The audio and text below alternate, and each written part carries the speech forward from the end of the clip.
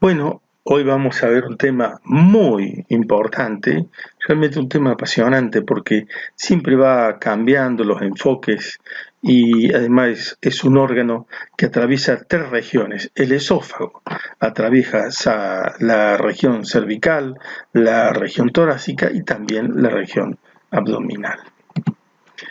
Aquí tenemos la lección de anatomía de Rembrandt. Nosotros de la cátedra de anatomía hemos estudiado tantas capas de tejido, fibras, eh, divisiones de las arterias, de las venas, de los nervios. Bueno, creo que nosotros debiéramos saber así perfectamente el genoma, con la misma actitud que estudiamos toda la problemática anatómica. Pero a su vez también va cambiando las interpretaciones desde la genética de los diferentes cánceres. De tal manera que creo que es muy importante que enfoquemos hacia la genética. Como dijo un alumno una vez, dice, no, genética no toman. ¿Cómo que no tomo? No, hay que saber genética. Es muy importante. Tumores benignos de esófago y cardia, bueno, son raros. Es el 1% de los tumores de la región. Hay tumores mucosos, pólipo fibrovascular, tiene un largo pedículo, a veces puede salir por la boca. Papiloma de células escamosas, hemangiomas, adenomas, se operan si hay síntomas. También los tumores pueden ser intramurales. El leiomioma se origina, por supuesto, en la capa muscular del tercio medio e inferior del esófago. Pero el problema más importante es el cáncer de esófago. Un grave problema en todo el mundo. En Estados Unidos se diagnostican 40.000 casos nuevos y mueren 25.000 por año. El diagnóstico temprano es raro, la estadificación es compleja, sobre todo porque hay conexiones linfáticas muy diversas. Ocupa el 8º lugar en frecuencia, es endémico en países en desarrollo, en el litoral del Mar Caspio, en el sudeste asiático y en el norte de Francia. Fíjense ahí donde marcan las flechas, ahí tenemos el Mar Caspio. Acá está Rusia, Georgia, Turquía, Siria, Irak, Irán, Turkmenistán y Kazajistán. Sobre todo hay que prestar atención a Kazajistán. Y aquí tenemos el sudeste asiático. Y aquí donde está la estrella está el norte de Francia. Entonces, el cáncer de esófago es más frecuente en hombres, en zonas endémicas. El carcinoma escamoso epidermoide es más frecuente en las zonas endémicas. Es más frecuente en la raza negra, 3:1, en el sexo masculino. Entonces, el carcinoma escamoso epidermoide, zonas endémicas. El adenocarcinoma esófago-cardial en los países de mejor economía.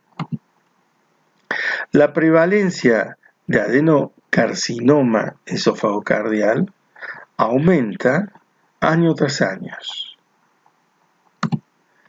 El carcinoma escamo-epidermoide se relaciona con el tabaquismo y el etilismo, clases socioeconómicas bajas, mala nutrición, y disminuye en las sociedades que disminuyen el tabaquismo.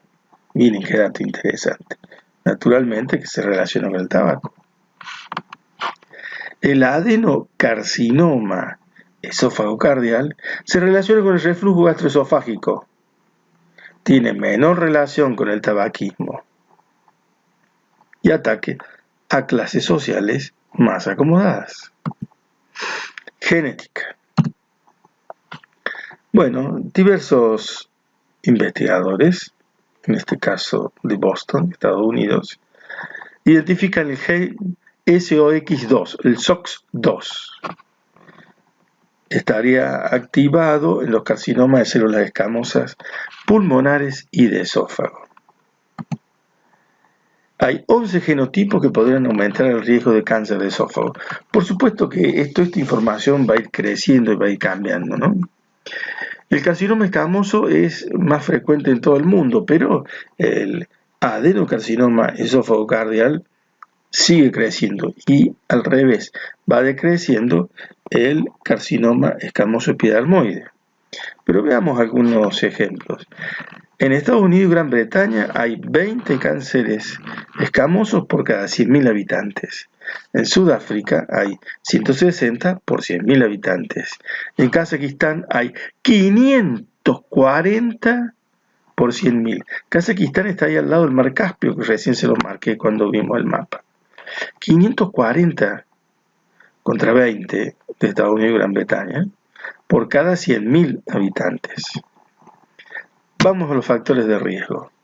Factores de riesgo ambientales son los aditivos alimentarios, las nitrosaminas, las carnes ahumadas, el déficit de minerales como el zinc o el molibdeno. El carcinoma escamoso epidermoide y la calasia de larga data también se relacionan, por supuesto el tabaco y el alcohol. La tirosis, la ingesta de cáusticos y la infección por virus HPV. Vamos a dar algunos detalles ahora. Tirosis. Tirosis se denomina así al síndrome de Howell-Evans. Howell-Evans es una rara enfermedad asociada a hiperkeratosis en las palmas de las manos y en las plantas de los pies. Es una enfermedad hereditaria ligada al cromosoma 17. Ahí tienen los 4 extremos de los miembros, palma de mano, planta de pie. Membranas esofágicas o síndrome de Plummer-Vinson.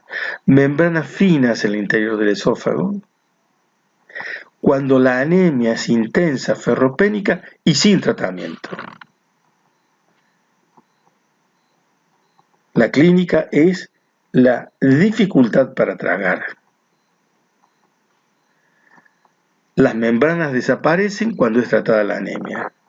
Aproximadamente 1 de cada 10 personas con el Plummer-Vinson padecerá cáncer de esófago, 1 cada 10. La ingestión de lejía, hipoclorito, suele darse con más frecuencia en niños y en la mayoría de las ocasiones es accidental. Produce una quemadura intensísima, instantánea, que penetra en profundidad. De ahí el riesgo de perforación esofágica que existe incluso días después de la ingestión. Bebidas calientes. Se observó el incremento del riesgo de este tumor asociado a la ingesta de bebidas muy calientes. El mate caliente entre nosotros. Acalasia. La falta de relajación del esfínter esofágico inferior. Se ha observado que en un 6% de los enfermos de acalasia desarrollarán una lesión maligna en esófago. No se conoce cuál es el mecanismo por el que se incrementa dicho riesgo. El pólipo amartomatoso de Peutz-Jeghers, las manchas melánicas labiales periorificiales, también se puede relacionar con cáncer de esófago. El adenocarcinoma esófago cardial, ASEC, era poco frecuente, hoy es cada día más frecuente. En países occidentales llega al 50% de los cánceres esofágicos. Aumenta de manera alarmante por el Barrett, por el esófago de Barrett. Adenocarcinoma esófago cardial. Los pacientes con Barrett tienen entre 30 y 120 veces más probabilidad de generar un adenocarcinoma esófago cardial que la población general. desarrollarán el 0,5% de los pacientes con Barrett no complicado por año de seguimiento. El seguimiento endoscópico anual permite diagnosticar la displasia que precede al cáncer y hacer así un diagnóstico temprano. Esa es una de las dificultades que tenemos en este problema del cáncer de esófago. El adenocarcinoma esófago-cardial está cambiando, es más frecuente en personas más jóvenes, se detecta en estadios más tempranos. El adenocarcinoma esófago-cardial hace que se plantee un plan quirúrgico más agresivo, ya que tenemos un potencial de curación más posible, más probable. A la macroscopía, el adenocarcinoma esófago-cardial y el cáncer escamoepidermoide son similares.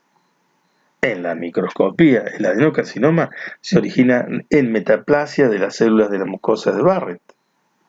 Se asemeja al cáncer gástrico. Si esta figura de color amarillo representa la enfermedad del reflujo gastroesofágico, Barrett está representado por la figura de color rojo. Y eso de color blanco sería el cáncer de esófago. Entonces, en el Barrett, 1 de cada 100 pacientes al año, seguidos por endoscopía, hacen adenocarcinoma de esófago. El riesgo es de 30 a 40 veces más que la población que no presenta esófago de Barrett. Es el mismo riesgo de una persona que fuma 10 cigarrillos por día para contraer cáncer de pulmón. Por lo tanto, la vigilancia endoscópica es muy importante. Si bien no se sabe si el tratamiento médico elimina el riesgo de neoplasia, la transformación maligna del esófago de Barrett es curable si se lo detecta temprano. Esofagitis por reflujo es uno de los trastornos más prevalentes. El 15% de las personas presentan pirosis al menos una vez a la semana. El 7% la tienen diariamente a la pirosis por el reflujo ERGE.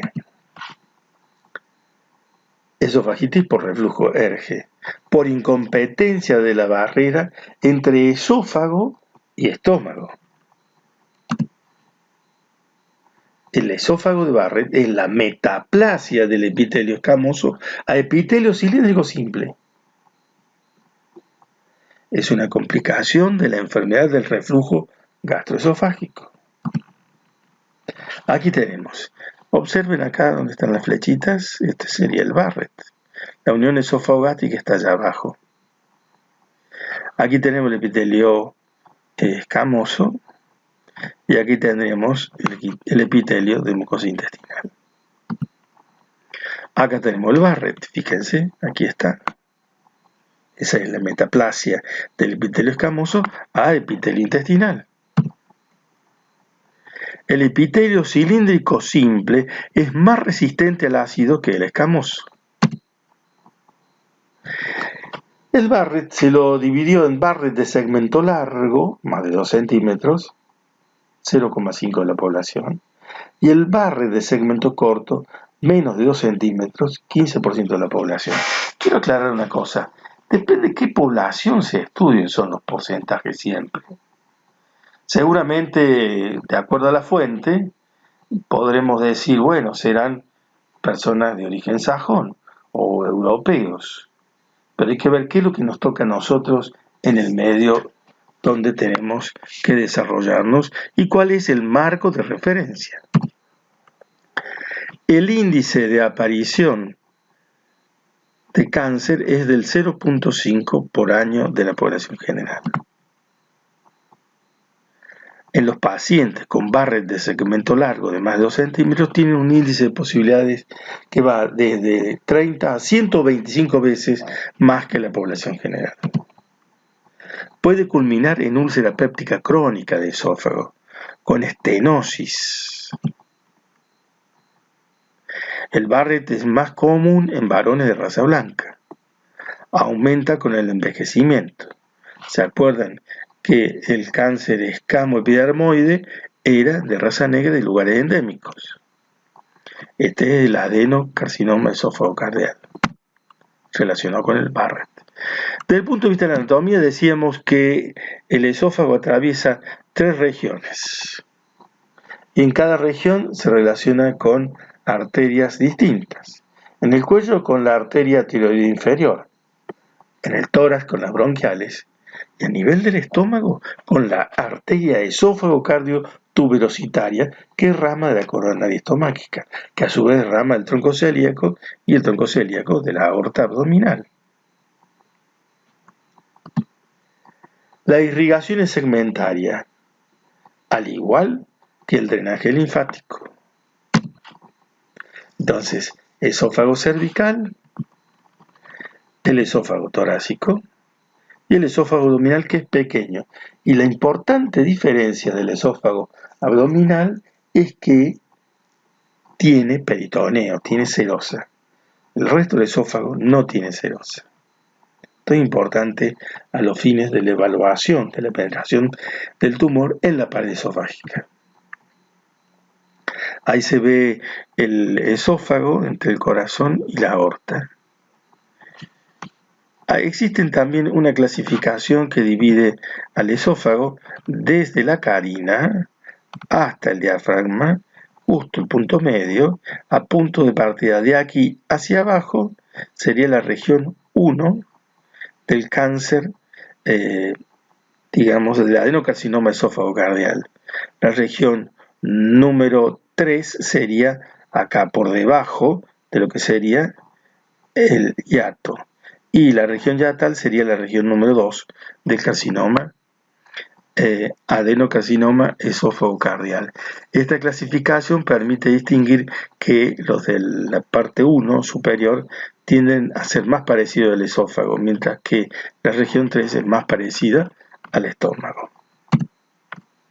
Bueno, aquí tenemos la apertura del esófago. Esta es la línea que divide el esófago del estómago.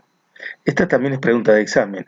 ¿A qué distancia está de la arcada dentaria superior la unión esófago-gástrica? 40 centímetros. Puede ser 38, puede ser 37, pero esta línea está a ese nivel, a esa altura.